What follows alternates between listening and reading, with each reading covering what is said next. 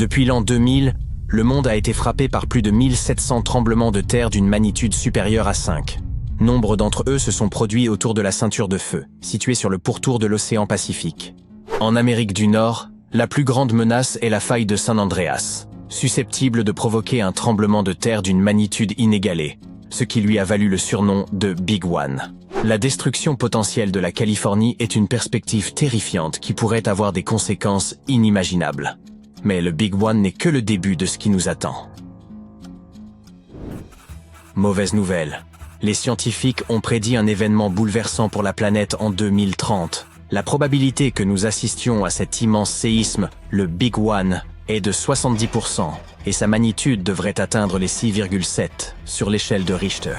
Il aura bien pour origine la faille de San Andreas, mais nos prévisions sont malheureusement insuffisantes pour le moment. Toutefois, un tremblement de terre de grande ampleur se produit une fois tous les 100 ans. Cela nous donne donc le temps de nous préparer à la catastrophe. Si étions capables de voyager dans le temps, nous serions en mesure de voir de nos yeux les tremblements de terre qui ont ravagé San Francisco et le fort Tejon. Les bâtiments construits il y a longtemps ne sont pas à l'épreuve de ce genre de séisme. Ils s'effondrent inévitablement. Même s'ils tiennent le coup, il ne faut pas y pénétrer. Mais les bâtiments ne sont pas ce qu'il y a de plus dangereux. Vous devez faire attention aux installations électriques et aux conduites de gaz. Votre maison sur la colline est peut-être charmante, mais elle est dangereusement exposée. Lors d'un tremblement de terre, une colline peut subir un énorme glissement de terrain qui détruira tout sur son passage. Dites adieu aux voyages en voiture, car toutes les routes seront détruites. Prévoyez des réserves d'eau et de nourriture, car vous ne pourrez plus faire de courses. Cette catastrophe ne sera pas bon marché. Les États-Unis devront débourser environ 200 milliards de dollars pour se remettre du désastre. Sachez qu'au moins, le tremblement de terre ne provoquera pas de tsunami. Mais il y a quelque chose qui peut causer encore plus de dégâts que ce Big One. La célèbre zone de subduction de Cascadia commence en Californie et se termine à Vancouver, au Canada. La faille de San Andreas n'est rien comparée à cette zone. Elle pourrait anéantir la totalité du littoral. Une vision terrifiante. La subduction est un phénomène d'enfoncement d'une plaque tectonique sous une autre plaque d'une densité plus faible.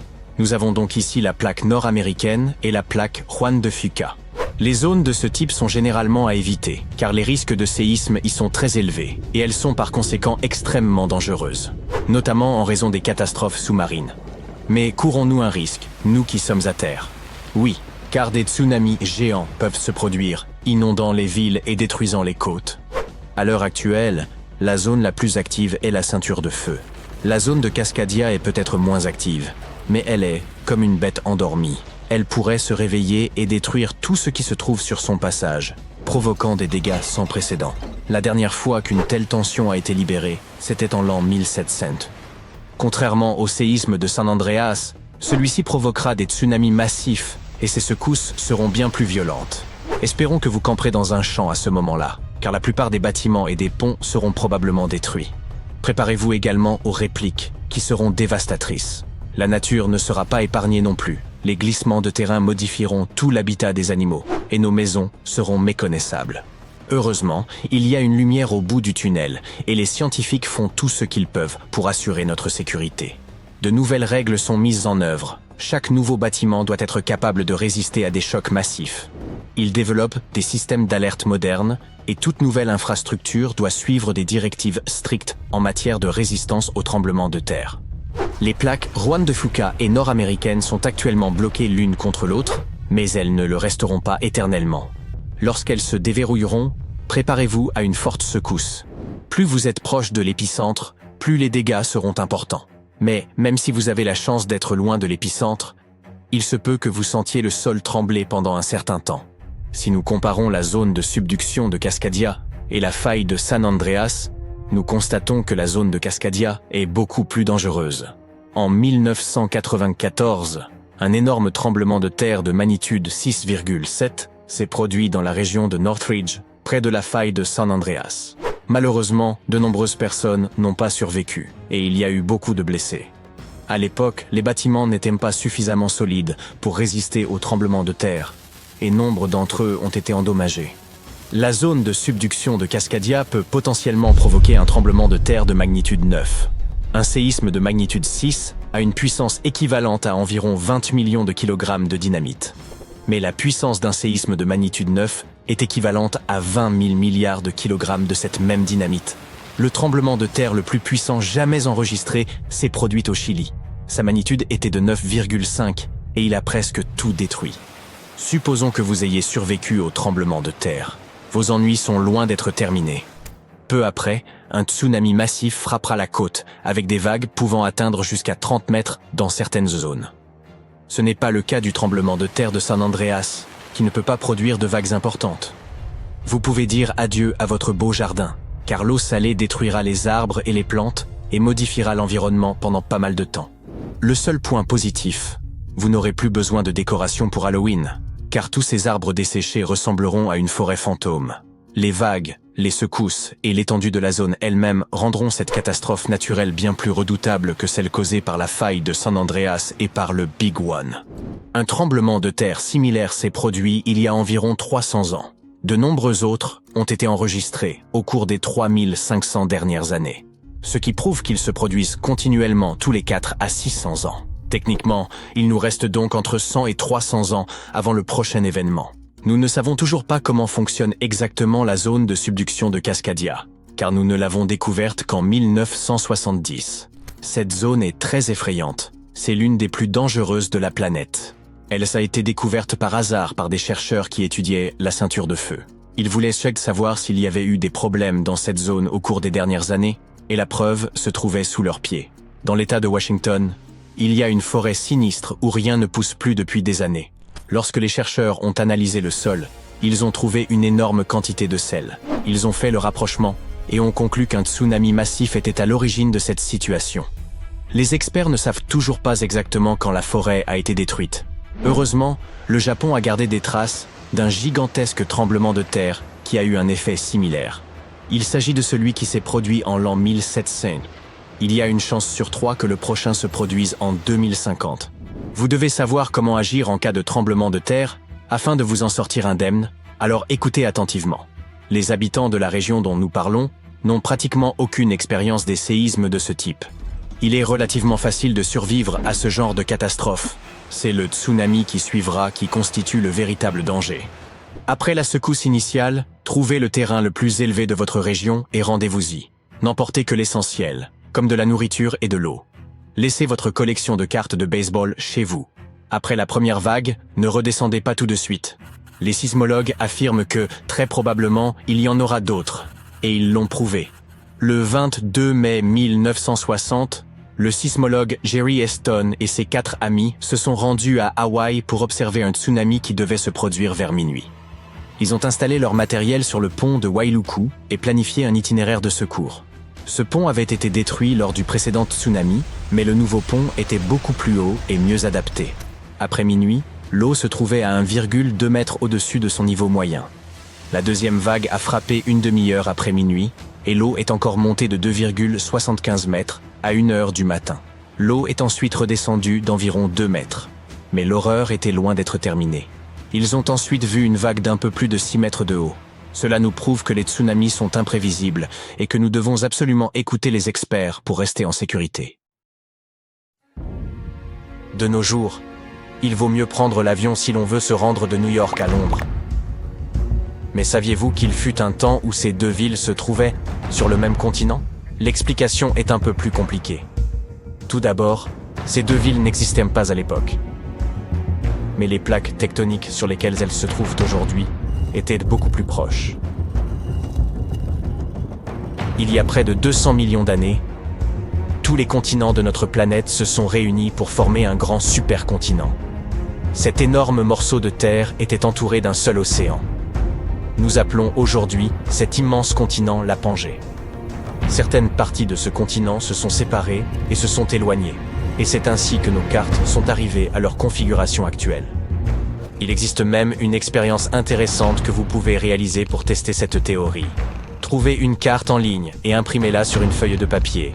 Il vous suffit ensuite de découper tous les continents. Lorsque vous commencerez à jouer avec eux, vous remarquerez rapidement qu'ils semblent s'emboîter les uns dans les autres, comme les pièces d'un puzzle.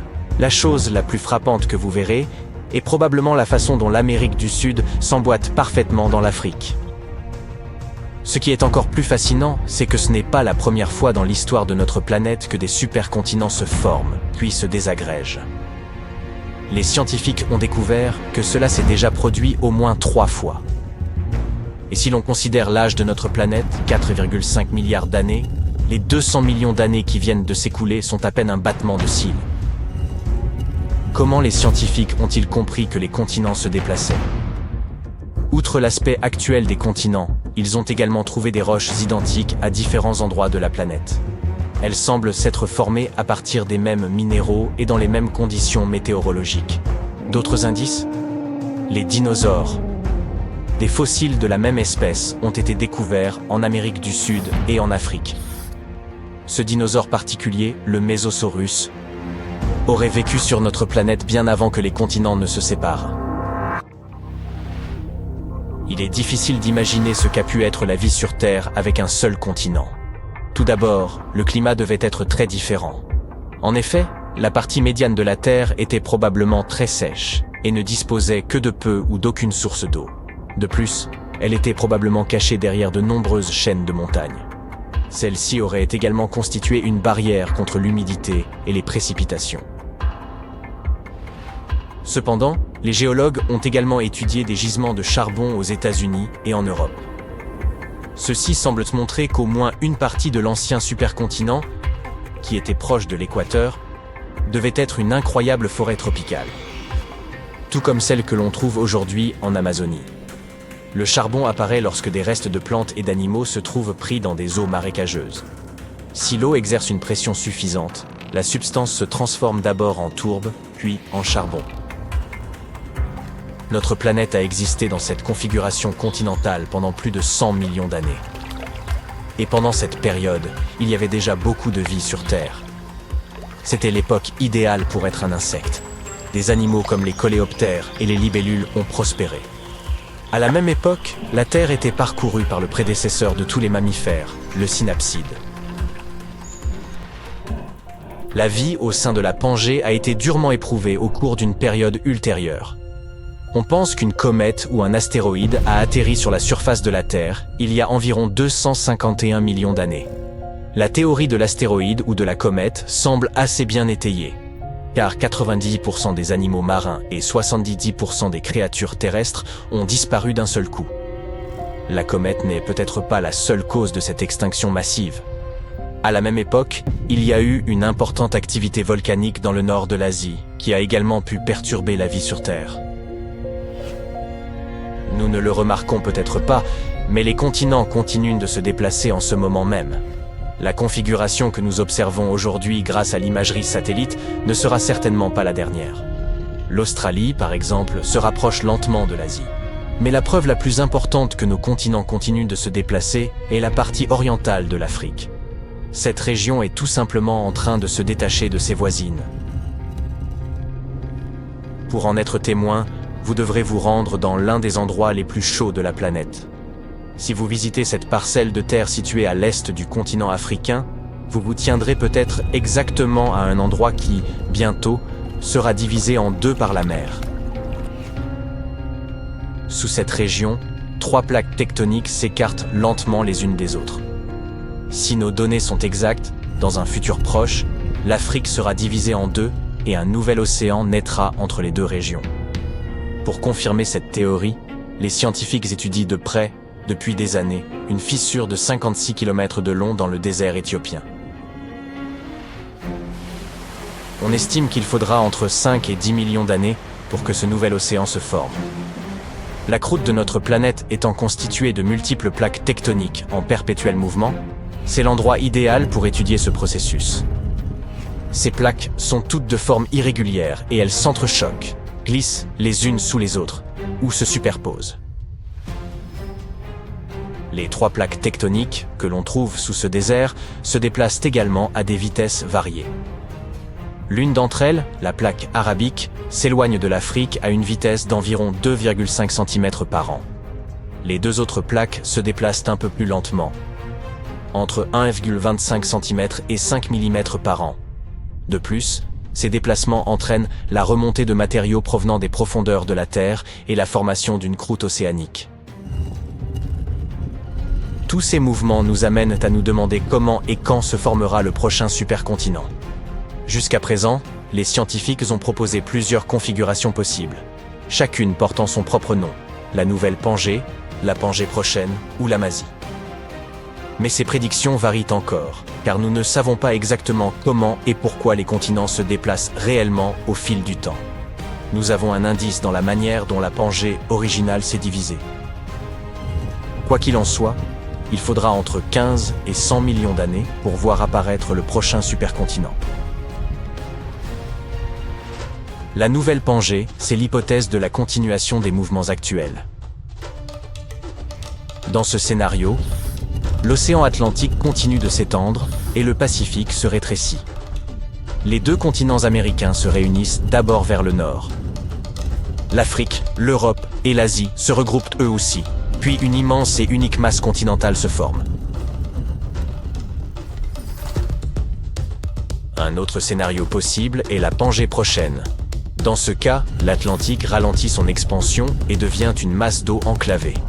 L'Amérique du Nord, l'Afrique, l'Asie et l'Europe forment des parcelles de terre plus ou moins parallèles et complètement cousues les unes aux autres. En dessous, l'Amérique du Sud, l'Antarctique et l'Australie complètent le cercle qui entoure l'Atlantique Nord. Un vaste océan Pacifique finit par entourer l'ensemble des terres. L'Amazie est un scénario un peu difficile à comprendre et à étudier à l'heure actuelle. Comme plusieurs plaques tectoniques semblent se déplacer vers le nord, il est possible que tous les continents, à l'exception de l'Antarctique, glissent complètement vers le pôle Nord. Le climat serait alors très différent et beaucoup plus froid. Dans ce scénario, le Pacifique et l'Atlantique resteraient des étendues d'eau libre. Les scientifiques pensent que cette possibilité est réelle en raison de certaines anomalies causées par la Pangée originale, dans les profondeurs de la Terre, dans la partie qu'on appelle le manteau. Si l'on se projette encore plus loin dans l'avenir de notre planète, on estime que dans environ 1 milliard d'années, la luminosité du Soleil sera supérieure d'environ 10%. L'atmosphère de la Terre ressemblera alors à celle d'une serre humide. En raison de l'augmentation de la chaleur, toutes les étendues d'eau de notre planète commenceront à s'évaporer. Dans 4 milliards d'années, la température de notre planète la rendra semblable à Vénus.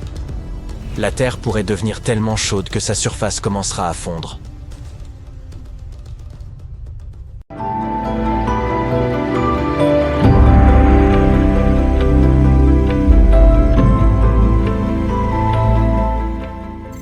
La Lune est le deuxième objet le plus brillant dans notre ciel. Et pourtant, parmi les autres corps célestes, c'est l'un des moins éclatants et des moins réfléchissants.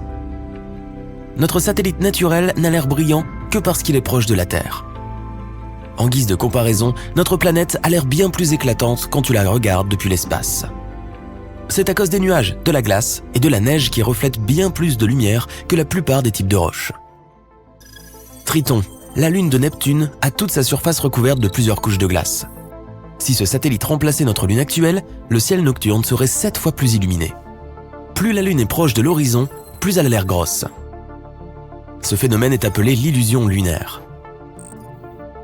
L'une des théories qui explique ceci affirme que l'atmosphère joue le rôle d'une lentille grossissante, ce qui fait paraître la Lune plus grosse. En réalité, si l'atmosphère avait quelque chose à dire, la Lune aurait l'air plus petite, sûrement pas plus grosse. La plupart des experts croient que l'illusion est créée par notre propre esprit. Il peut augmenter la taille de la Lune de plus du double. Quand le satellite de la Terre est assez haut dans le ciel, tu n'as pas de repère visuel pour t'indiquer sa distance. Mais quand elle est proche de l'horizon, tu peux voir des objets alentour en détail. Cela donne l'impression que la Lune est plus grosse, mais ce n'est qu'une des nombreuses théories expliquant le phénomène. D'ailleurs, tu peux t'amuser à vérifier cette illusion si tu te penches en arrière et que tu regardes la Lune à l'envers, à travers tes jambes. Il y a 2 ou 3 ans, un astéroïde a été projeté dans l'orbite de la Terre et a commencé à voyager autour de la planète.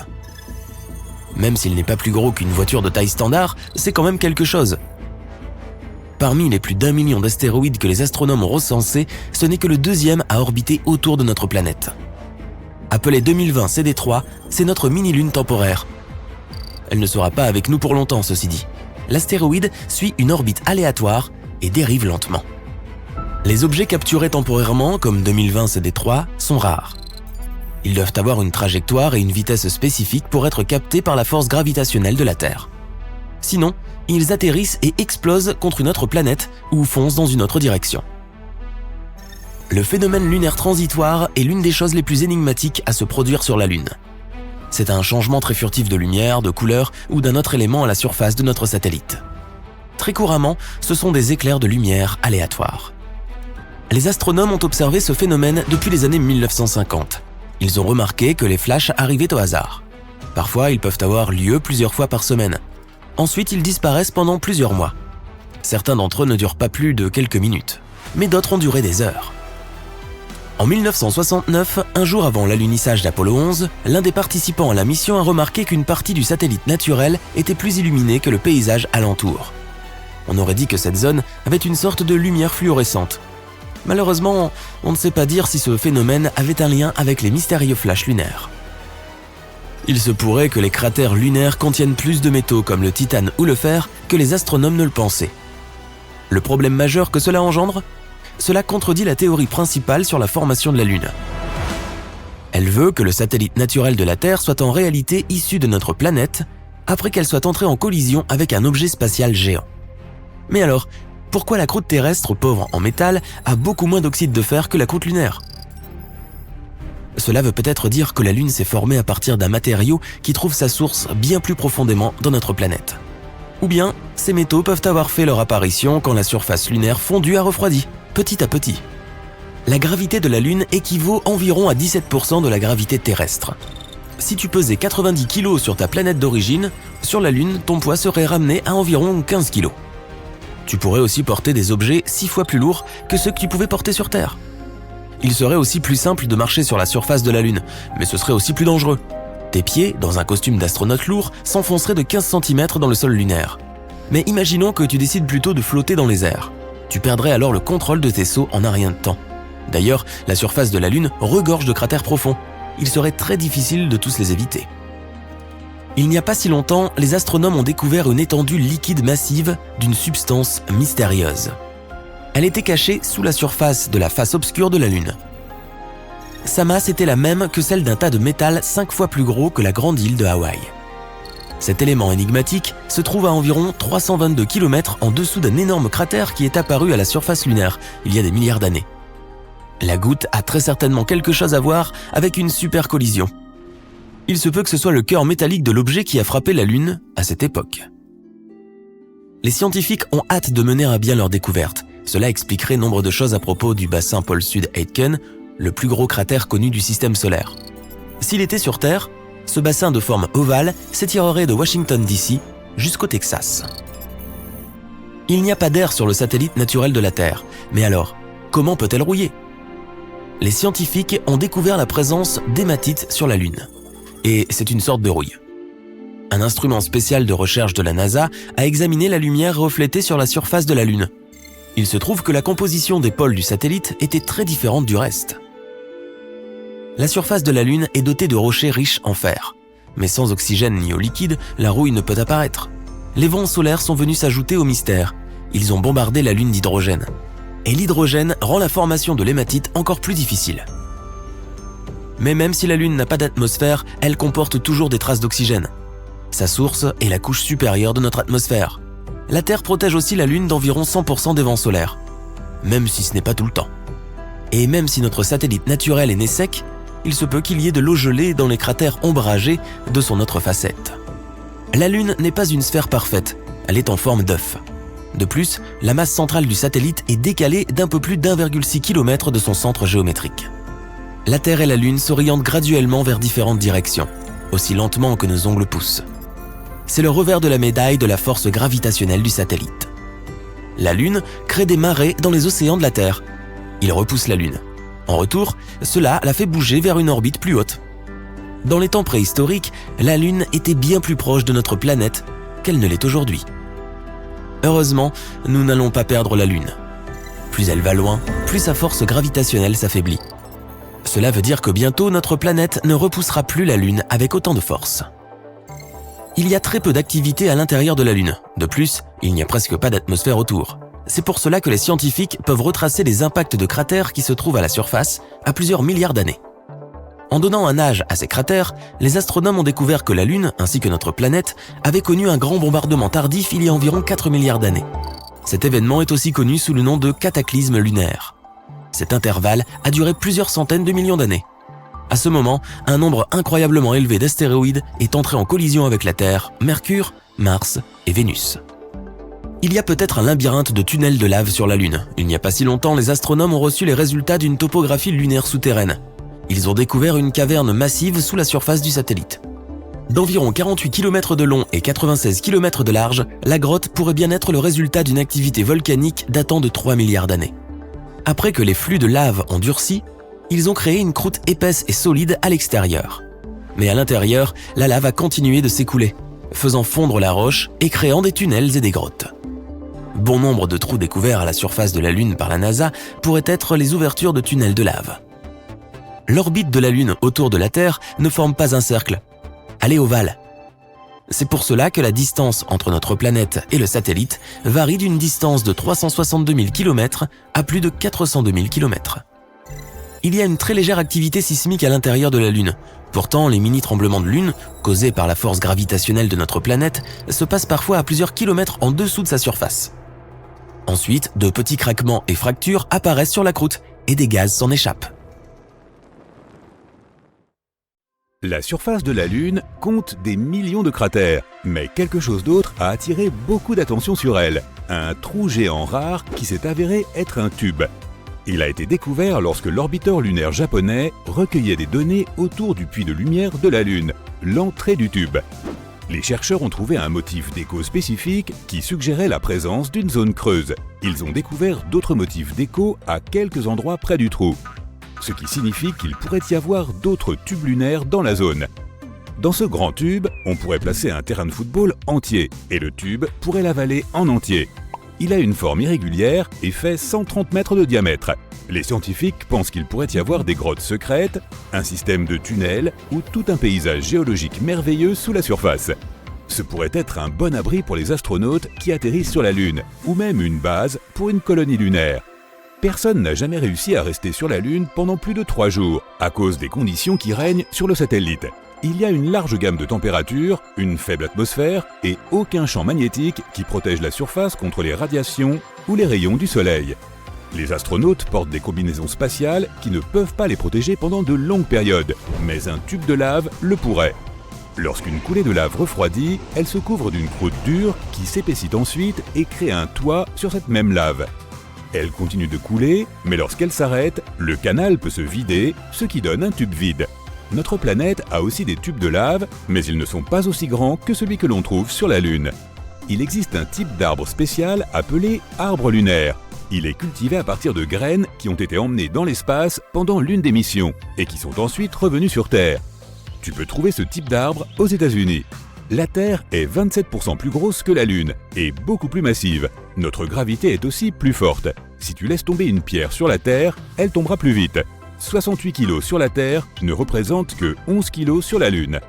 La Terre a de nombreux satellites qui tournent autour d'elle, mais la Lune est son seul satellite naturel. Notre Lune s'est formée lors d'une grande collision entre la Terre et une autre planète de la taille de Mars. Cela s'est produit il y a environ 4,6 milliards d'années, peu après la formation du Soleil et de notre système solaire. Après la collision, un nuage de roches vaporisées s'est mis en orbite autour de notre planète, s'est refroidi et a pris la forme d'un anneau de petits corps solides. Ils se sont ensuite rassemblés et sont devenus la Lune, laissant des cratères en souvenir de cette collision. Si tu te tiens à la surface de la Lune, ton ombre sera plus sombre que sur Terre. C'est parce qu'il n'y a pas d'atmosphère pour diffuser la lumière et créer des ombres plus claires. L'une des lunes de Jupiter, Io, possède des centaines de volcans produisant des éruptions assez puissantes, envoyant parfois des panaches à 400 km dans l'atmosphère. Ces éruptions se produisent à cause de la gravité extrêmement forte à laquelle cette lune est exposée. Ses entrailles se contractent et se dilatent pendant les périodes où elles se rapprochent puis s'éloignent de Jupiter, ce qui génère suffisamment d'énergie pour une activité volcanique intense.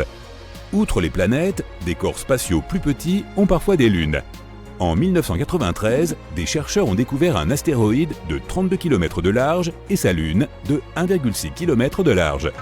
Il faudrait 400 000 lunes pour égaler la luminosité de notre étoile, le Soleil. La Lune reflète la lumière qu'elle reçoit du Soleil, mais elle ne produit pas la sienne. Cette luminosité dépend de l'angle entre la Lune, la Terre et le Soleil.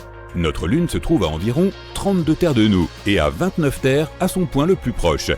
Lorsque la nuit est sombre et claire, il semble que tu puisses toucher la pleine Lune. Mais si tu voulais le faire, tu devrais voyager sur une distance de 400 000 km. Pourtant, il y a de l'eau sur la Lune. Pas des flaques d'eau ou des lacs, mais des grains de glace d'eau qui existent dans les parties ombragées en permanence près des pôles de la Lune. En 2012, les scientifiques ont découvert des panaches de vapeur d'eau en éruption près de son pôle sud, s'élevant jusqu'à 200 km d'altitude. Ces panaches peuvent nous aider à découvrir ce qu'il y a à l'intérieur d'Europe sans avoir à y atterrir. Les scientifiques pensent qu'il pourrait y avoir un magnifique océan caché à 15 à 25 km sous la surface solide. Cet océan pourrait avoir une profondeur de 65 à 160 km. Même s'il ne fait que un quart du diamètre de la Terre, il contiendrait 2 fois plus d'eau que tous nos océans réunis. Cet océan est un environnement potentiel pour certaines formes de vie. Les scientifiques pensent que toute la croûte de glace flotte sur cet océan. Elle fait probablement une rotation complète autour d'Europe une fois tous les 12 000 ans. Sur l'image prise par le vaisseau spatial Galileo, on peut voir de petites taches marron foncé. Elles font 10 km de large et se sont formées lorsque des matériaux chauds et moins denses sont arrivés à la surface. Ils ont soit poussé la croûte, soit ils l'ont entièrement traversée. La surface d'Europe est constituée de terrains dits chaotiques. Ce sont des zones rugueuses entourées d'une surface plus lisse. Son équateur pourrait être recouvert de pointes de glace appelées pénitentes qui peuvent faire jusqu'à 15 mètres de haut. Nous en avons aussi sur Terre, surtout dans les zones sèches à haute altitude. Mais aucune d'entre elles n'est aussi grande que celle d'Europe. Notre Lune compte plus de 5000 grands cratères d'un diamètre de plus de 25 km.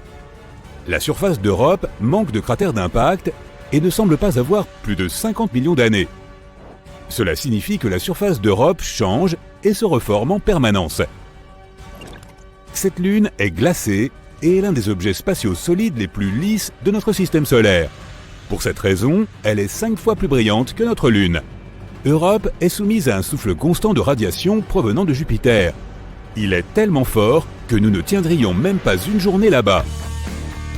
Europe est 5 fois plus éloignée du centre de notre système solaire que la Terre, ce qui signifie qu'elle ne reçoit presque pas de chaleur du Soleil.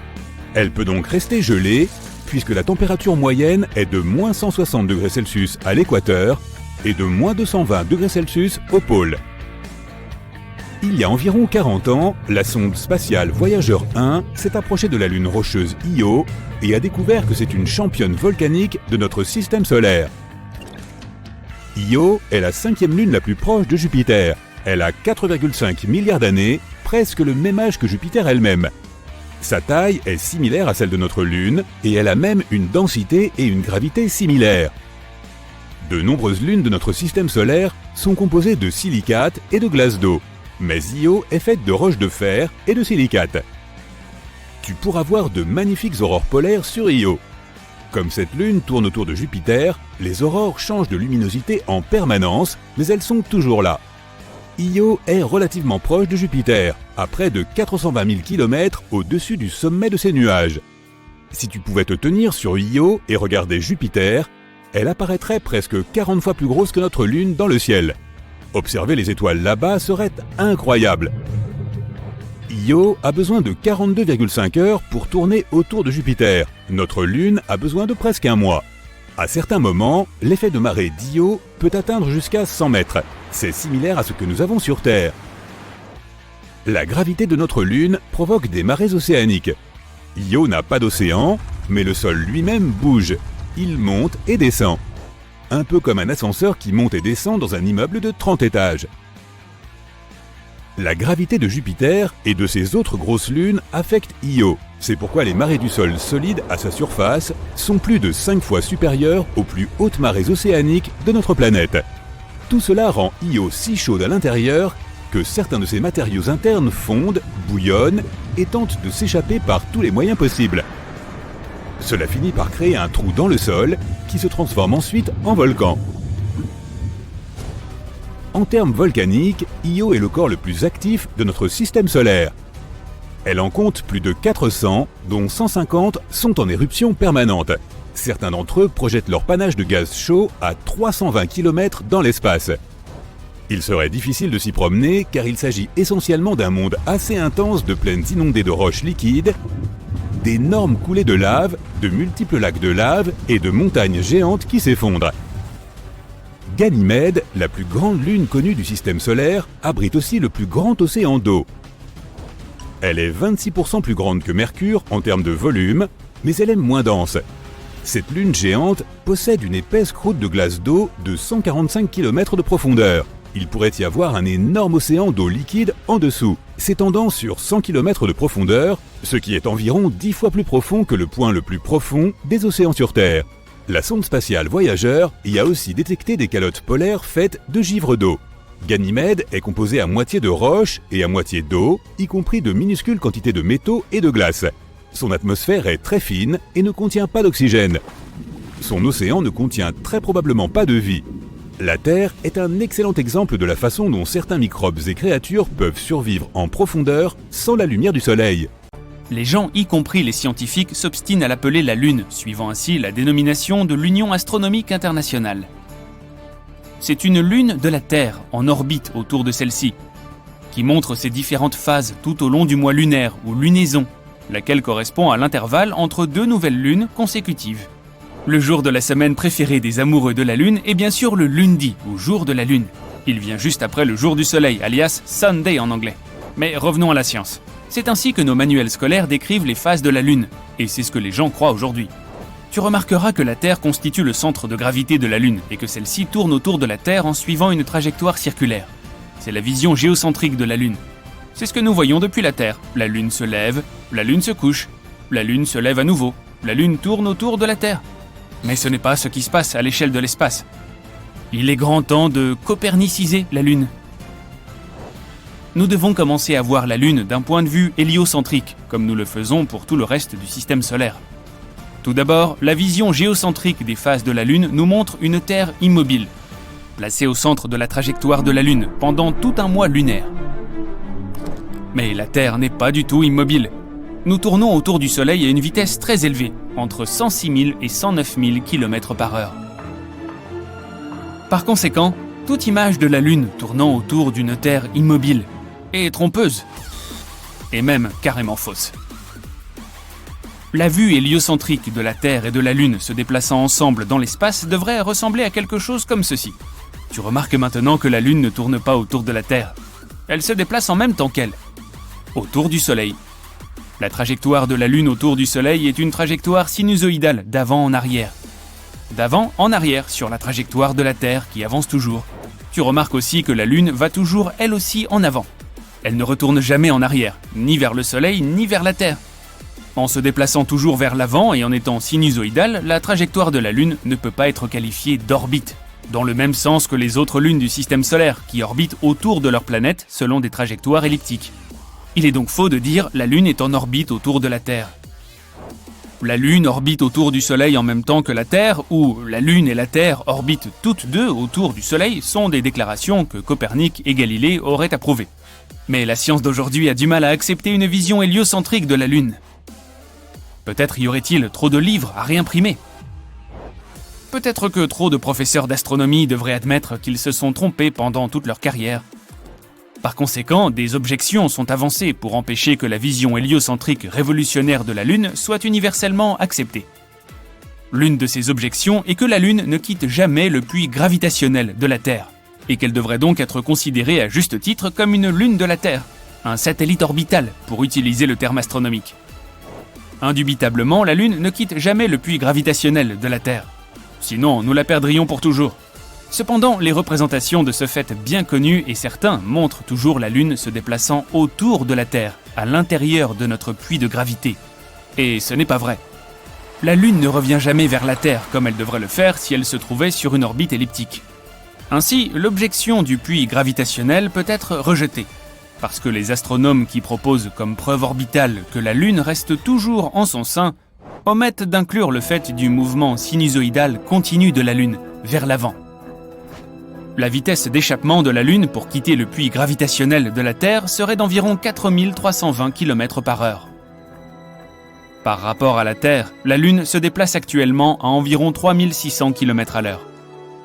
Quel type d'impact faudrait-il pour que la Lune atteigne les 720 km/h supplémentaires nécessaires à sa sortie du puits gravitationnel de la Terre? Une nouvelle super-Terre a récemment été observée par des astronomes, et elle suscite un grand intérêt. Cette planète, désignée sous le nom de TOA 715b, a une taille équivalente à 1,5 fois celle de notre Terre, ce qui justifie son appellation de super-Terre. De plus, elle se trouve relativement proche de nous, à seulement 137 années-lumière. Pour mettre cela en perspective, la majorité des exoplanètes se situent à plusieurs centaines d'années-lumière, tandis que les objets célestes fascinants tels que les trous noirs et les nébuleuses se trouvent généralement à des milliers d'années-lumière de nous. Pourrait-elle donc être habitable? La zone habitable représente une estimation des régions où une planète pourrait présenter des conditions favorables à l'existence d'eau liquide. Cela se réfère à une distance spécifique de l'étoile, où les températures sur la planète devraient être tolérables. Toutefois, cette estimation n'est pas très précise, car elle dépend de divers facteurs, tels que le type d'étoile, la capacité de réflexion de la planète, ainsi que sa taille, parmi tant d'autres. De plus, être situé dans cette zone ne garantit pas la présence d'eau. La planète doit également posséder une atmosphère appropriée ainsi que d'autres conditions favorables. Pour remédier à cela, une définition plus stricte a été établie en 2014, la zone habitable conservatrice. Ce terme plus précis désigne les meilleures candidates susceptibles de présenter de l'eau liquide. Sinon, nous risquerions de rencontrer un trop grand nombre de planètes potentiellement habitables, qui, en réalité, ne le sont pas. La ZHC est déterminée par la quantité d'énergie qu'une planète reçoit de son étoile par rapport à celle de la Terre. Si une planète tellurique reçoit entre 40 et 85% de cette énergie, elle est considérée comme se trouvant dans la ZHC, indépendamment de sa distance par rapport à son étoile. Ces planètes présentent une probabilité plus élevée d'être habitables. Et en effet, TOA 715b se trouve dans cette zone. Cette super-Terre gravite autour d'une étoile de type M, également connue sous le nom de naine rouge. Cette étoile est beaucoup plus petite et moins chaude que notre Soleil, représentant environ un quart de sa taille et de sa masse. Toutefois, si cette planète se situe dans la zone habitable, elle constitue en réalité une option plus propice à la vie, car les naines rouges vivent bien plus longtemps que notre Soleil, qui est une naine jaune. Cela signifie également qu'elle dispose de plus de temps pour permettre l'émergence de petites formes de vie. De plus, cette naine rouge est plus ancienne que notre étoile. Notre astre est vieux de 4,6 milliards d'années, tandis que cette étoile en compte 6,6. Environ à quelques centaines de millions d'années près. Cette étoile présente peu d'activité magnétique, ce qui la rend sans danger. Elle ne connaît pas de fortes éruptions comme les jeunes naines rouges. Ces éruptions peuvent être extrêmement puissantes et risquent d'endommager les planètes en arrachant leur atmosphère. Bien que certaines planètes en orbite autour d'elles présentent des atmosphères moins denses, il semble que cette naine rouge ait déjà atteint un état de stabilité. Ces naines rouges constituent actuellement des cibles privilégiées dans la recherche de planètes susceptibles d'abriter la vie. Notre super-Terre est extrêmement proche de son étoile et accomplit une orbite en seulement 19 jours. Étant donné la petite taille de l'étoile et la proximité de la planète, le passage de celle-ci devant son astre se produit fréquemment et de manière très distincte. Cela facilite l'étude de son atmosphère par des télescopes comme James Webb, nécessitant ainsi moins de temps d'observation. En parlant du télescope spatial James Webb, celui-ci nous plonge dans une nouvelle ère de compréhension des planètes lointaines au-delà de notre système solaire. Imaginez pouvoir déterminer quel gaz compose l'atmosphère d'une planète à des millions d'années-lumière. James Webb nous aidera à déceler ces mondes potentiellement habitables. En ce moment, il s'emploie à vérifier si TOA 715b possède une atmosphère. Si tel est le cas, elle pourrait être plus facilement détectable par rapport à une planète plus sèche et plus dense. Cela susciterait un grand enthousiasme, car cela indiquerait un environnement propice à la vie. En outre, il pourrait y avoir une autre planète dans ce système, également située dans la zone habitable. Son existence n'est pas encore confirmée, ce n'est qu'une candidate au nom extravagant. Mais si elle se révèle exister, elle serait comparable à la Terre en termes de taille, devenant ainsi la plus petite planète observée dans la zone habitable par le télescope TESS. Une autre caractéristique fascinante de TOA 715b est qu'elle pourrait non seulement abriter de l'eau, mais également être un véritable monde aquatique. Une planète océanique désigne un type de planète entièrement recouverte par un océan ou possédant des océans souterrains. Ces planètes ne peuvent avoir que très peu de terres émergées. Et parfois, elles peuvent même être submergées par d'autres liquides, comme de la lave ou de l'ammoniac. En ce qui concerne les planètes situées en dehors de notre système solaire, notre technologie actuelle ne nous permet pas d'observer directement l'eau à leur surface. Les scientifiques se concentrent plutôt sur la détection de la vapeur d'eau dans l'atmosphère, ce qui peut indiquer la présence d'eau liquide en dessous.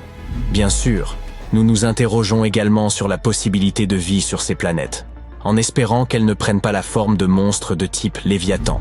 Nos modèles suggèrent que les planètes océaniques pourraient être assez répandues dans notre galaxie. Cela signifie qu'il pourrait y avoir de nombreux mondes océaniques encore à découvrir.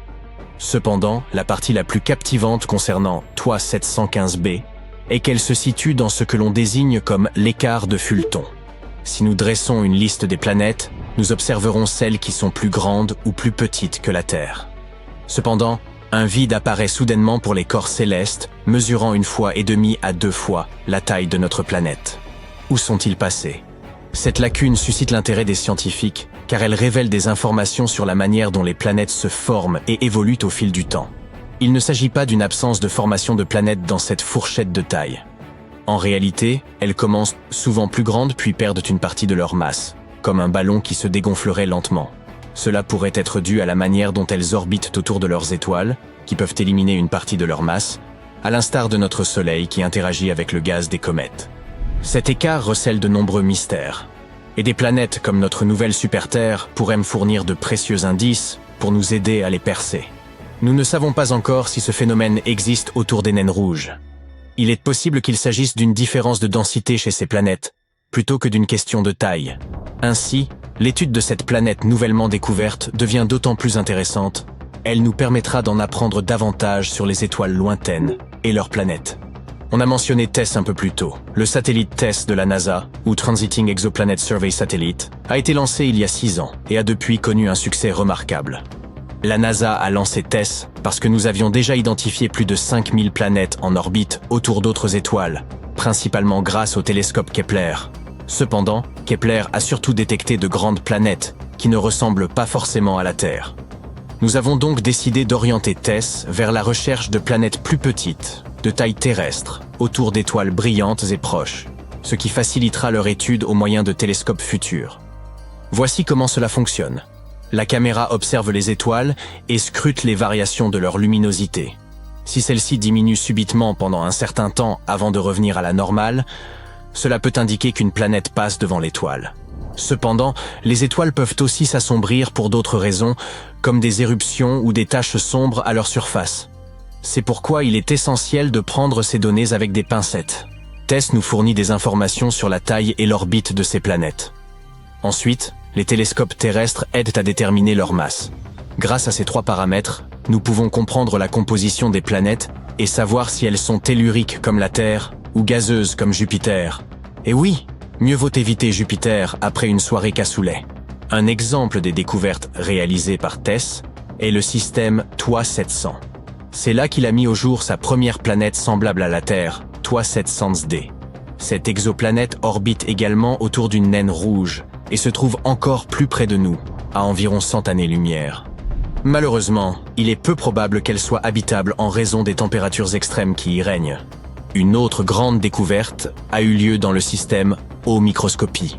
TESS a détecté une planète environ 4 fois plus grande que la Terre, ainsi qu'une autre presque 3 fois plus grande. Ce système est devenu une zone clé pour étudier la formation et l'évolution des étoiles et des planètes au fil du temps. TESS a également observé une variété d'autres découvertes passionnantes, comme des supernovas et des mondes brûlants. À l'aube de sa 6e année, nous pouvons donc nous attendre à encore plus de découvertes fascinantes.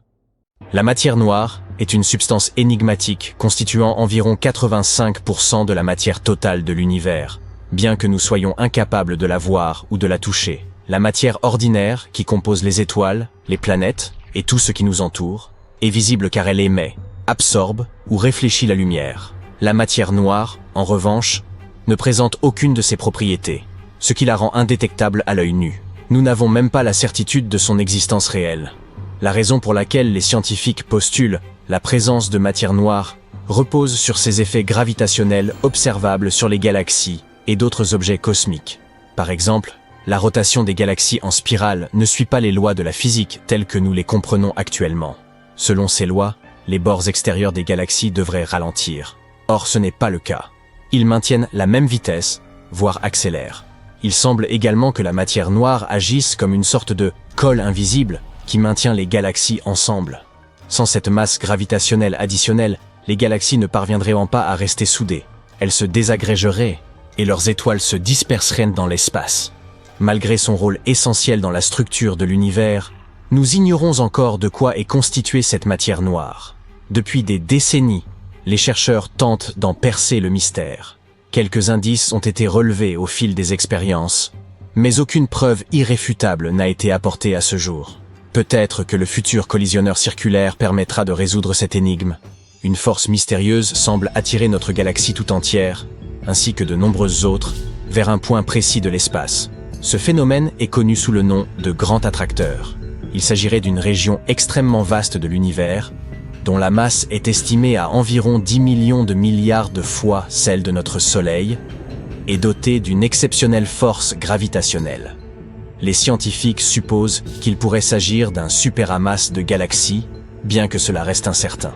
La difficulté réside dans le fait que nous ne pouvons pas l'observer directement, car il est masqué par la Voie lactée, laquelle, d'ailleurs, se dirige vers lui à une vitesse vertigineuse d'environ 600 km par seconde. Tout comme pour la matière noire, nous n'avons connaissance de sa présence qu'à travers son influence sur le mouvement des galaxies environnantes. Ces galaxies sont attirées vers cette région, alors que, dans un univers en expansion, elles devraient normalement s'éloigner les unes des autres. Ce qui est encore plus intriguant, c'est que ce grand attracteur pourrait lui-même se diriger vers une entité encore plus massive, le superamas de Shapley, qui constitue la plus grande concentration de galaxies dans notre voisinage cosmique. En 2017, les astronomes ont fait la découverte d'un objet singulier baptisé Oumuamua. Il s'agissait du premier visiteur connu provenant d'un autre système stellaire. Cet objet, relativement petit, mesurait de 100 à 1000 mètres de long. Il était de forme allongée et mince, arborait une teinte rougeâtre et se déplaçait de manière particulièrement atypique. En passant près du Soleil, il a soudainement accéléré avant de quitter notre système solaire sans plus de cérémonie. De nombreuses théories ont alors émergé. Sa forme inhabituelle ne correspondait pas à celle d'un astéroïde. Les scientifiques ont d'abord envisagé qu'il puisse s'agir d'une comète, mais il ne présentait aucune des caractéristiques classiques, telles qu'une queue de gaz et de poussière. Finalement, certains chercheurs sont même allés jusqu'à avancer les hypothèses les plus audacieuses, suggérant qu'il pourrait s'agir d'une sonde extraterrestre. Depuis lors, Oumuamua a suscité un vif débat et beaucoup de spéculations. Cependant, il a été établi après un certain temps qu'il ne s'agissait que d'un objet naturel doté de propriétés singulières. C'était probablement un fragment issu d'un système stellaire lointain, tel que l'éclat d'une comète désintégrée ou même un morceau de planète. Mais Oumuamua a suscité tant d'intérêt qu'en 2022, des astronomes ont même proposé d'envoyer une sonde spatiale pour tenter de le rattraper. Une telle mission pourrait nécessiter environ 26 ans de voyage. Quant aux créatures extraterrestres, où sont-elles ? Il existe une théorie appelée l'hypothèse de la Terre rare, qui suggère que la vie telle que nous la connaissons serait en réalité extrêmement peu commune dans l'univers. Dans les années 70 et 80, les scientifiques soutenaient que la Terre n'était qu'une planète banale au sein d'un système solaire ordinaire. En adoptant cette perspective, la vie devrait être largement répandue dans tout l'univers. Et avec ces milliards de planètes existantes, il serait déraisonnable de penser qu'aucune d'entre elles ne soit semblable à la nôtre. Cependant, le géologue Peter Ward a avancé l'idée que l'apparition d'une vie complexe comme la nôtre reposait sur une combinaison extraordinairement rare de conditions. En effet, l'histoire d'une planète, avec l'ensemble de ses paramètres astrophysiques et géologiques, doit être parfaitement ajustée pour permettre le développement d'une telle forme de vie. Réfléchissez-y, il faut que la planète se trouve dans une zone propice de la galaxie, à une distance idéale d'une étoile stable, qu'elle soit rocheuse avec la présence d'eau et une atmosphère adéquate, que des molécules complexes émergent, que les primates adoptent la station debout, et bien d'autres facteurs. Cela apporte également une explication au paradoxe de Fermi, qui pose la question suivante. Si la vie extraterrestre est si répandue, pourquoi n'en avons-nous détecté aucun signe ? L'hypothèse de la Terre rare y répond. L'univers pourrait bien être peuplé de plantes, de créatures extraterrestres et d'animaux fascinants, mais l'existence d'une autre espèce intelligente, voilà qui est une toute autre affaire. Quant à savoir si l'humanité est réellement intelligente, c'est un autre débat. Et même si de telles formes de vie existaient, elles pourraient être situées à des distances prodigieuses les unes des autres, rendant ainsi toute forme de communication ou de contact hautement improbable. Une autre théorie similaire, celle du grand filtre, suggère l'existence d'un obstacle majeur qui se trouverait quelque part sur le chemin évolutif allant des microbes aux civilisations avancées. Cette idée a été avancée par l'économiste Robin Hanson. Il pensait également que la vie intelligente, telle que nous la concevons, n'était peut-être pas si répandue dans l'univers. Toutefois, il ne croyait pas que cela soit dû à des conditions uniques, propres à notre planète, mais plutôt à l'existence d'une sorte de filtre qui limiterait les probabilités qu'une forme de vie évolue jusqu'à atteindre notre niveau de complexité. Ce filtre pourrait se situer à divers stades de l'évolution. Peut-être au niveau des premiers microbes, ce qui signifierait que nous avons déjà réussi à le franchir, ou bien plus tard dans l'avenir, ce qui impliquerait que nous pourrions disparaître comme tant d'autres avant nous. Il est possible que les jalons futurs, comme la colonisation d'autres planètes et de la galaxie, soient beaucoup plus ardus, voire impossibles à réaliser. Des événements imprévus pourraient survenir, des catastrophes potentielles, l'épuisement des ressources ou d'autres défis. Il existe un phénomène fascinant appelé pulsar. Il s'agit d'un type particulier d'étoile qui émet des impulsions régulières d'ondes radio, un peu comme un phare cosmique clignotant. Dans l'univers, on observe souvent un pulsar accompagné d'une étoile plus petite qui tourne autour de lui. Pourtant, les scientifiques ont découvert un système entouré d'une grande quantité de matière énergétique. Ils se sont alors aperçus qu'il s'agissait probablement des restes d'une autre étoile compagne, autrefois massive. Le pulsar, avec ses émissions intenses de radiation et de particules, consumait lentement sa cavalière. Un peu comme la veuve noire qui dévore son partenaire, d'où le nom attribué à ces systèmes.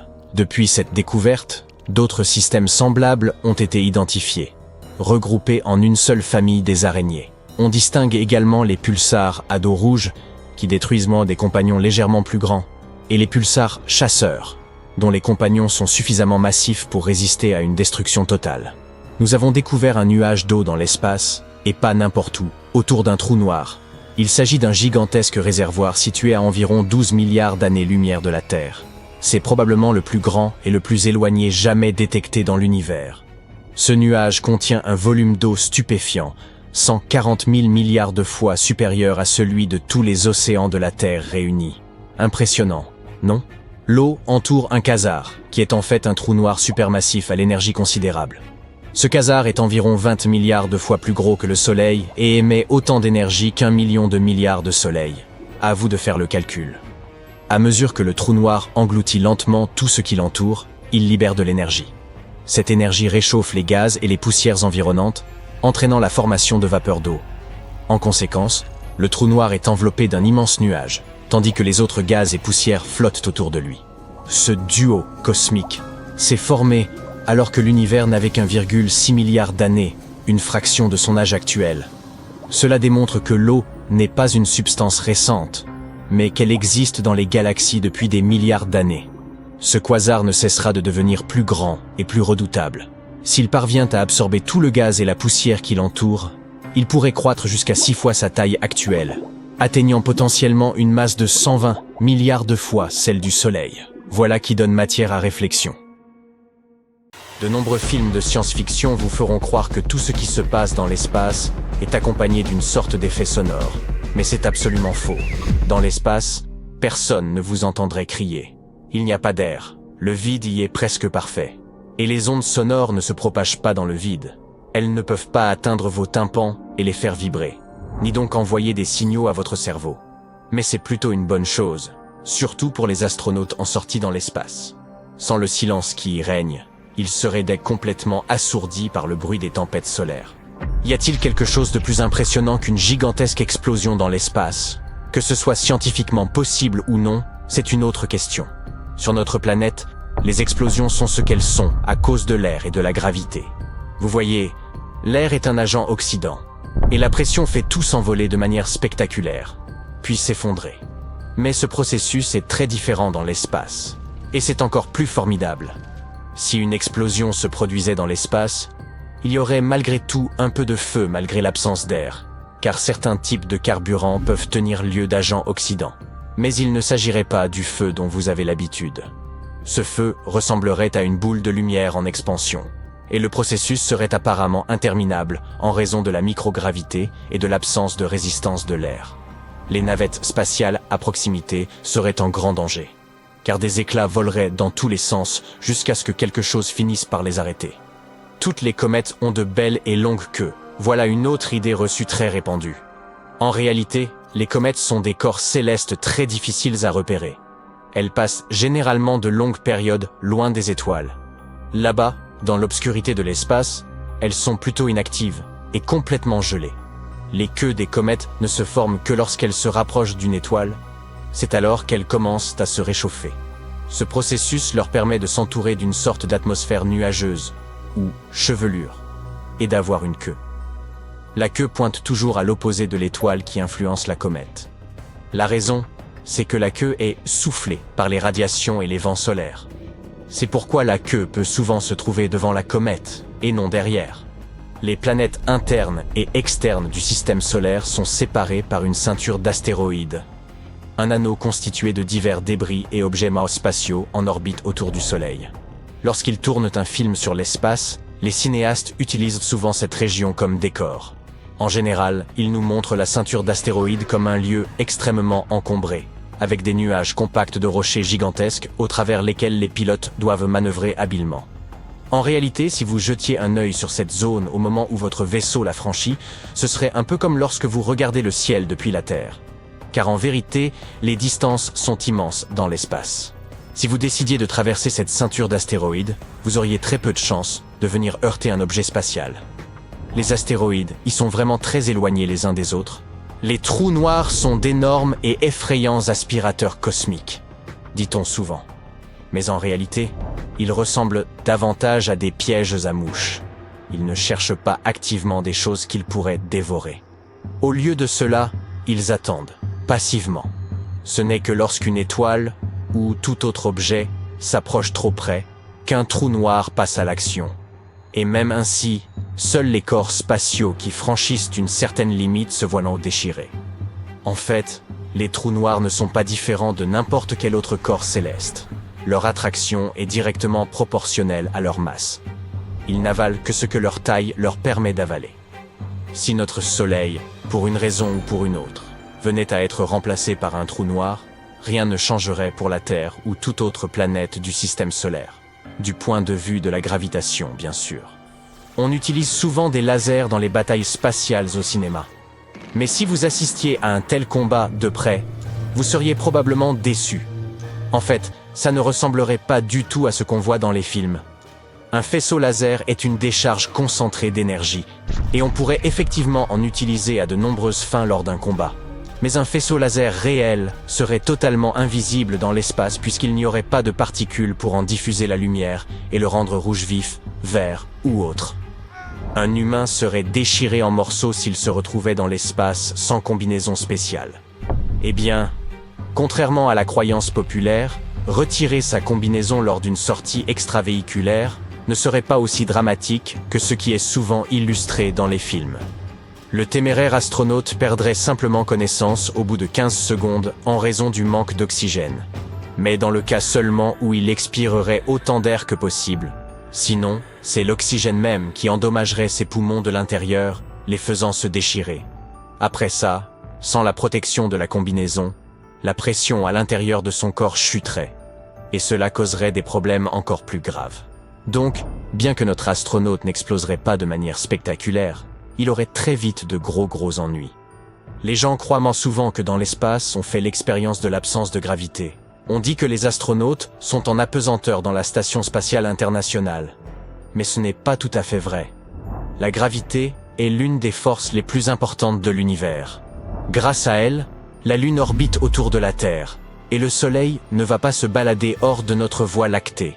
Les astronautes de la Station spatiale internationale ressentent bien les effets de la gravité. Mais on parle alors plutôt de microgravité. La gravité dans la station spatiale est seulement 10% plus faible que la gravité à la surface de la Terre. Mais les astronautes sont constamment en chute libre. Le vaisseau spatial, les personnes à l'intérieur et tous les objets à bord ne cessent de tomber vers l'avant, non pas vers le bas, mais autour de notre planète, suivant une orbite spécifique. Et comme tout tombe en même temps, l'équipage et les objets à l'intérieur semblent flotter. C'est pourquoi les astronautes sont capables de déplacer des objets pesant des centaines de kilos du bout des doigts. Donc, appeler la microgravité apesanteur n'est pas tout à fait exact. Une année-lumière traduit une quantité de temps, n'est-ce pas? Pas vraiment.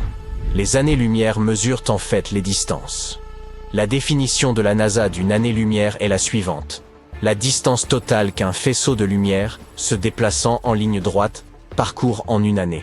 Et comme la lumière se déplace à une vitesse d'environ 300 000 km par seconde, une année-lumière équivaut environ à 9 460 et 11 milliards de kilomètres. On pourrait penser que le Soleil est toujours en feu, c'est tout au moins ce que les photographies et les films semblent nous montrer. Mais en réalité, notre étoile est une gigantesque boule de gaz. Des réactions nucléaires permanentes en son cœur le font brûler. Chaque seconde, des centaines de millions de tonnes d'hydrogène sont converties en autant d'hélium ou presque. Au cours de ce processus, d'énormes quantités d'énergie sont libérées sous forme de rayons gamma. Ensuite, ces rayons se transforment en lumière. En d'autres termes, le Soleil émet effectivement une lumière éblouissante et une chaleur incroyable. Mais il n'est pas réellement en feu, car il n'y a pas d'oxygène dans le processus. La vitesse de la lumière est considérée comme la barrière ultime en ce qui concerne les voyages dans l'espace, et on pense souvent qu'elle est infranchissable. Il existe de nombreuses théories sur ce que cela pourrait être de parvenir à cette vitesse, mais aucune équation n'évoque la possibilité de la dépasser. Et pourtant, nous savons qu'il existe au moins une chose dans l'univers qui est plus rapide que la vitesse de la lumière. C'est le taux de son expansion. Oui, l'univers s'étend plus rapidement que la vitesse de la lumière. Et cela déconcerte les astronomes tout autant que les simples amateurs de physique. Mais cette limite s'applique aux objets se déplaçant dans l'espace, pas à l'univers lui-même qui, lui, se dilate indépendamment. À l'heure actuelle, ce n'est pas quelque chose que les scientifiques comprennent bien. Le taux d'expansion de l'univers est également proportionnel à la distance d'un objet. Plus il est éloigné de nous, plus il s'éloigne rapidement. Mais même si nous ne saisissons pas encore sa mécanique, nous avons notre preuve, même si elle demeure théorique pour le moment, que certaines particules pourraient en être capables de se déplacer plus vite que la vitesse de la lumière. Certains scientifiques pensent qu'il pourrait exister certaines choses dans l'espace capables de défier cette limite. Il ne nous reste plus qu'à les trouver. À première vue, on pourrait penser que le Soleil brûle. Ce n'est toutefois pas le cas, car la combustion de notre étoile n'est pas de nature chimique, mais repose sur la fusion nucléaire. Le Soleil ne risque donc pas de manquer d'oxygène ou d'interrompre sa combustion, puisqu'il n'utilise pas d'oxygène pour brûler. Contrairement à la combustion du carbone qui nécessite de l'oxygène, ce processus s'arrête en l'absence de ce dernier. Prenez l'exemple d'une bougie. Si vous la couvrez, elle n'aura plus accès à l'oxygène et cessera de brûler. En revanche, la fusion nucléaire consiste à fusionner les noyaux d'atomes pour former de nouveaux noyaux plus massifs, ce qui entraîne la transformation de ces atomes en de nouveaux éléments. Ce processus ne requiert ni oxygène ni aucune autre substance. Il suffit d'une pression ou d'une température suffisamment élevée pour rapprocher les noyaux des atomes, permettant ainsi de surmonter leur répulsion électrostatique et de les fusionner en un seul noyau. En 2011, 2 équipes d'astronomes ont découvert un immense nuage d'eau flottant dans l'espace. Il s'agit du plus grand et du plus lointain réservoir jamais détecté dans l'univers. Ce nuage de vapeur d'eau entoure un gigantesque trou noir, appelé quasar, situé à 12 milliards d'années-lumière de la Terre. L'environnement qui règne autour de ce quasar est probablement unique, produisant d'énormes quantités d'eau par la collision des atomes d'hydrogène et d'oxygène. Ce nuage contient 140 000 milliards de fois la quantité d'eau présente sur notre planète, ce qui pourrait fournir à chaque être humain l'équivalent de 20 000 planètes en eau. Plus impressionnant encore, les astronomes estiment que ce nuage d'eau s'est formé à peine 1,6 milliard d'années après la naissance de l'univers. Pour les scientifiques, c'est une preuve supplémentaire que l'eau est omniprésente dans l'univers et existait dès ses débuts. Avant cette découverte, on n'avait jamais observé de vapeur d'eau aussi loin dans l'univers primitif. Bien que notre galaxie, la Voie lactée, contienne également de l'eau, La majorité de cette eau se trouve sous forme de glace. L'eau n'est pas la seule substance à flotter dans l'espace. On y trouve également de l'alcool. En 2009, des chercheurs examinant un vaste nuage de gaz et de poussière au centre de notre galaxie ont fait une découverte surprenante. La présence de formiate d'éthyle, une molécule responsable de l'arôme sucré des framboises. Ils ont également identifié une autre région intéressante, riche en alcool éthylique, le même que l'on retrouve dans de nombreuses boissons. Au pôle nord de Saturne, une tempête énigmatique fait rage. D'une taille gigantesque, elle s'étend sur une superficie plus vaste que celle de notre planète et présente un motif hexagonal déconcertant. À ce jour, l'origine de cette forme inhabituelle demeure inexpliquée. Découvert pour la première fois en 1987, cet hexagone est resté caché dans l'obscurité jusqu'à ce que la lumière du Soleil le révèle à nouveau. Peu après, la sonde Cassini, spécialement conçue pour l'exploration du système saturnien, a capturé une série d'images saisissantes, ainsi qu'une vidéo de cette tempête hexagonale. Il s'est avéré que sa taille était colossale, avec une profondeur estimée à environ 290 km. L'œil de la tempête est 50 fois plus grand que celui des tempêtes typiques sur Terre. De plus, elle change progressivement de couleur, passant du bleu au doré. Des vents composés d'hydrogène et d'ammoniac encerclent la tempête, atteignant une vitesse de plus de 480 km/h. Elle possède plusieurs centres, dont certains tournent dans le sens horaire et d'autres dans le sens inverse. Le plus grand vortex, qui paraît blanc, est 2 fois plus massif qu'un ouragan ordinaire sur Terre.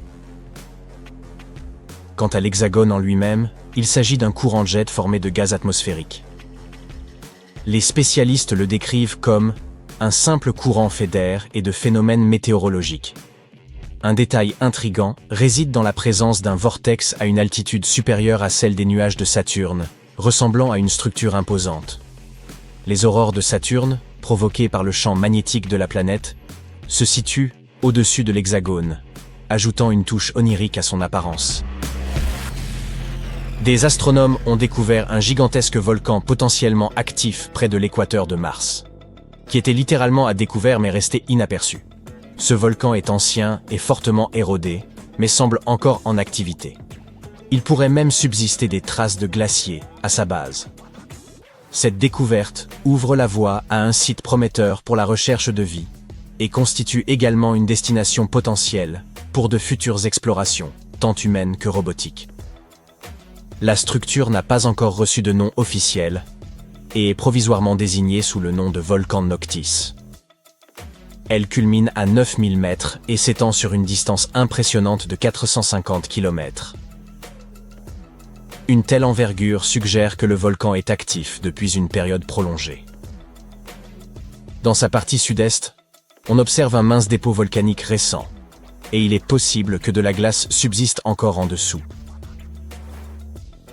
À environ 700 millions d'années-lumière de la Terre se trouve un immense vide, dépourvu de galaxies, d'étoiles, de planètes ou d'astéroïdes.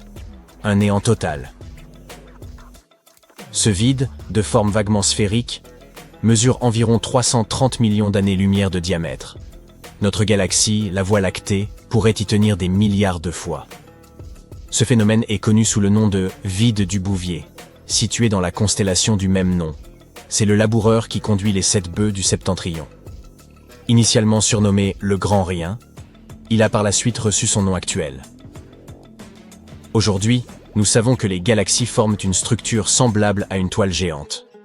La majorité d'entre elles appartiennent à de longues formations appelées filaments, qui traversent l'univers et se rencontrent pour créer des zones de forte densité, connues sous le nom d'amas de galaxies. Cependant, entre ces amas et ces filaments se trouvent d'immenses vides, presque totalement dépourvus de galaxies. Ces vides représentent près de 80% de l'univers observable, et la plupart d'entre eux sont gigantesques, mesurant de 30 à 300 millions d'années-lumière de diamètre. Le vide du Bouvier est l'un des plus massifs, au point d'être qualifié de super-vide. Les astronomes estiment qu'il pourrait être le fruit de la fusion de plusieurs vides plus petits. Il existe une planète en diamant qui orbite autour d'une étoile dans la constellation du Cancer et accomplit une rotation complète en seulement 18 heures terrestres. Ce corps céleste porte le nom scientifique de 55 Cancri E. Son rayon est 2 fois plus grand que celui de la Terre, et sa masse est 8 fois supérieure. Cette planète est extrêmement chaude, avec des températures sur sa face éclairée, pouvant atteindre près de 2760 degrés. Ce qui est encore plus fascinant à propos de 55 Cancri E, c'est que, d'après certains spécialistes, au moins 1/3 de sa masse pourrait être constitué de diamants.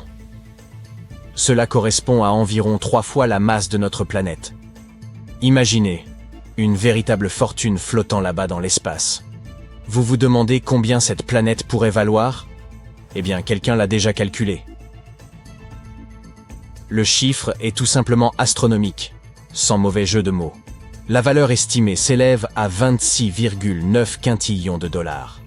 Et si ce chiffre vous semble aussi abstrait qu'à nous, il s'agit de 26,9 suivi de 30 zéros. À titre de comparaison, l'un des diamants les plus chers jamais découverts sur Terre est le Cullinan. Sa valeur atteint 2 milliards de dollars, et son poids d'origine était de 3106,75 carats, soit plus de 620 grammes. Ce diamant reste le plus grand jamais trouvé à l'état brut. Par la suite, il a été découpé en plusieurs pierres plus petites. La plus grande d'entre elles est le Cullinan A, également appelé l'étoile d'Afrique, qui pèse environ 530 carats. Mais à côté de la planète diamant, même ce joyau colossal paraît dérisoire. Les nébuleuses sont d'immenses nuages de gaz et de poussière, et certaines arborent des formes étonnamment inhabituelles. Presque comme si elles avaient été façonnées ainsi intentionnellement. Au fil du temps, la gravité attire et regroupe ces amas de gaz et de poussière, les faisant grandir et renforçant leur champ gravitationnel. Finalement, lorsque la masse devient suffisamment importante, elle s'effondre sous son propre poids et donne naissance à de nouvelles étoiles. Parmi les nébuleuses les plus spectaculaires, on trouve la nébuleuse du Papillon, dont l'envergure excède les 3 années-lumière. La structure interne de cette nébuleuse est l'une des plus complexes jamais observées. L'étoile centrale, une naine blanche, atteint une température incroyable de 250 000 degrés, ce qui suggère qu'elle provient d'une étoile massive, probablement plus de 5 fois la taille de notre Soleil. Cette naine blanche est entourée d'un épais disque de gaz et de poussière à l'équateur, ce qui donne à la nébuleuse son apparence distinctive de sablier ou de papillon. La nébuleuse de la Lyre ressemble à un immense nuage de poussière et de gaz entourant une étoile ancienne et presque éteinte.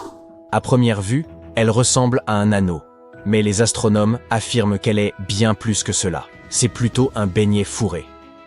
Cet objet coloré, situé à plus de 2000 années-lumière de la Terre, ressemble en fait à une ceinture enveloppant une structure bleue de forme sphérique.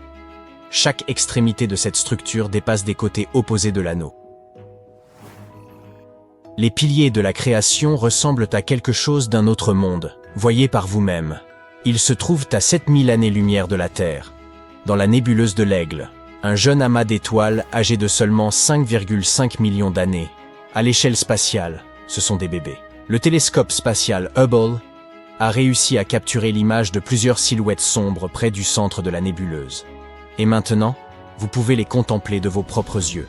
Ce sont les fameux piliers de la création, une région active de formation d'étoiles. Admirez plutôt cette image célèbre. Les couleurs bleues représentent l'oxygène, le rouge correspond au soufre, et le vert indique la présence d'hydrogène et d'azote. Les piliers sont aussi baignés d'une lumière ultraviolette provenant d'un amas voisin de jeunes étoiles. Malheureusement, les vents de ces étoiles érodent lentement mais sûrement ces magnifiques tours de gaz et de poussière. Loin dans l'espace, une galaxie fantomatique et extrêmement ancienne flotte seule. Elle brille d'une faible lueur stellaire et n'a pratiquement pas changé depuis des milliards d'années. Les astronomes ne savent ni pourquoi elle est là, ni comment elle s'est formée. Voici DGSAT I, une galaxie fossile. Elle est aussi grande que la Voie lactée mais presque invisible, car ses étoiles sont extrêmement dispersées. Ce qui rend cette galaxie unique, c'est qu'elle est isolée. contrairement aux autres galaxies de ce type qui se trouvent généralement en amas. Cela pourrait indiquer que DigiSat-E s'est formé à une époque différente, probablement à peine 1 milliard d'années après le Big Bang. Si c'est vrai, cette galaxie est un véritable fossile stellaire. Les astronomes ont découvert le trou noir stellaire le plus grand jamais observé dans notre Voie lactée. Ce nouveau monstre spatial est 33 fois plus massif que le Soleil et se trouve à 2000 années-lumière de nous. Jusqu'à récemment, le plus grand trou noir stellaire connu dans notre galaxie était environ 20 fois plus gros que notre étoile. Et en comparaison, un trou noir stellaire moyen a généralement une masse d'environ 10 fois celle du Soleil. Les scientifiques ont repéré ce trou noir géant après avoir observé une étoile qui vacillait en orbite dans cette zone. Ce trou noir a été baptisé Gaia BH3. Sa proximité avec la Terre en fait le deuxième trou noir le plus proche de notre planète jamais découvert. Le plus proche se nomme Gaia BH1 et se situe à environ 1560 années-lumière de nous. Ce voisin étonnamment proche a une masse d'environ 9,6 fois celle du Soleil, ce qui signifie qu'il est beaucoup plus petit que le trou noir nouvellement découvert. Gaia BH3 se trouve dans la constellation de l'Aigle. Vue depuis la Terre, elle évoque la silhouette d'un aigle majestueux. Ce qui surprend, c'est que les astronomes ne s'attendaient pas à découvrir un trou noir aussi massif et aussi proche de la Terre, resté invisible pendant si longtemps. Regardez cette fascinante exoplanète. Elle ressemble à un œil énorme flottant dans l'espace. Mais ce n'est pas le plus intrigant. Découverte en 2017, LHS M140b est l'un des endroits les plus prometteurs pour la recherche de vie en dehors de notre système solaire. Cette exoplanète pourrait abriter un océan global recouvert de glace, dont l'Iris, une immense région de 4000 km de diamètre, fixe en permanence son étoile hôte. Elle possède un rayon 73% plus grand que celui de la Terre et une masse 5,6 fois plus grande, faisant d'elle un monde potentiellement habitable. Cette planète œil géant tourne bien plus près de son étoile que ne le fait la Terre. Elle n'a besoin que de 25 jours pour boucler une orbite entière. Si son étoile ressemblait à notre Soleil, une telle proximité rendrait l'apparition de la vie impossible. Mais il s'agit d'une naine rouge froide et peu lumineuse, ce qui place l'exoplanète dans la zone habitable de son étoile, où l'eau ne gèle pas entièrement ni ne s'évapore complètement. Actuellement, LHS M140b semble être l'une des meilleures candidates pour abriter la vie dans notre voisinage cosmique. Les éruptions solaires sont des bouffées intenses de rayonnement électromagnétique pouvant durer de quelques minutes à plusieurs heures. Elles surviennent lors de perturbations magnétiques à la surface du Soleil, lorsque les lignes de champ magnétique s'entrelacent et se brisent, libérant de grandes quantités d'énergie, y compris des rayonnements ultraviolets et des rayons X dévastateurs. Ces lignes apparaissent dans les taches solaires, des régions plus sombres et plus fraîches à la surface du Soleil, formées par des champs magnétiques remontant des profondeurs de notre étoile. Quant aux éjections de masse coronale déclenchées par ces éruptions solaires, elles sont projetées dans l'espace et peuvent frapper planètes, satellites et tout objet sur leur chemin. Lorsqu'elles atteignent la Terre, elles provoquent des tempêtes géomagnétiques qui, en plus de créer de magnifiques aurores polaires, peuvent causer des pannes de réseaux électriques et des dysfonctionnements de satellites. Tous ces phénomènes solaires extrêmes, éjections de masse coronale, taches et éruptions solaires, s'intensifient considérablement durant le pic du cycle d'activité solaire de 11 ans, connu sous le nom de maximum solaire. À l'approche de ce pic, l'activité du Soleil augmente fortement. Il projette d'énormes quantités de plasma en fusion, émet des flux puissants de radiation et fait apparaître des taches solaires de dimension planétaire. Initialement, les experts prévoyaient que le cycle solaire actuel atteindrait son apogée en 2025. Toutefois, Au vu de l'augmentation récente du nombre de taches, de la fréquence des tempêtes solaires intenses et d'autres phénomènes rares, il semble que ce maximum puisse survenir plus tôt que prévu. Cette planète, dénommée WASP-193b dans le domaine scientifique, est si légère qu'on la compare souvent à un morceau de peluche. Surnommée la planète Barbe à Papa, elle se situe à environ 1200 années-lumière de la Terre. Bien que nous ne puissions l'observer directement, les scientifiques estiment que cette planète ressemble à une version plus grande et plus volumineuse de Jupiter. Elle possède une densité extrêmement faible, rendue d'autant plus particulière par sa température élevée et la luminosité infrarouge de son étoile hôte. À noter que son rayon n'est supérieur que de 46% à celui de Jupiter, tandis que sa masse ne représente que 14% de celle de notre géante gazeuse, ce qui en fait un cas atypique parmi les planètes connues. Un gros plan sur cette planète suffit à illustrer sa nature vaporeuse, cotonneuse presque. Il serait absolument impossible de se tenir sur sa surface, même si vous parveniez à l'atteindre. Ce type de planète est exceptionnellement rare, et cette légèreté inhabituelle pourrait être due à l'influence de son étoile, qui la réchauffe et la dilate, à la façon d'un marshmallow trop grillé près d'un feu de camp. Grâce à sa densité extraordinairement basse, WASP-193b se distingue parmi les plus de 5000 exoplanètes découvertes à ce jour, apparaissant comme une véritable anomalie dans le vaste catalogue des mondes extrasolaires.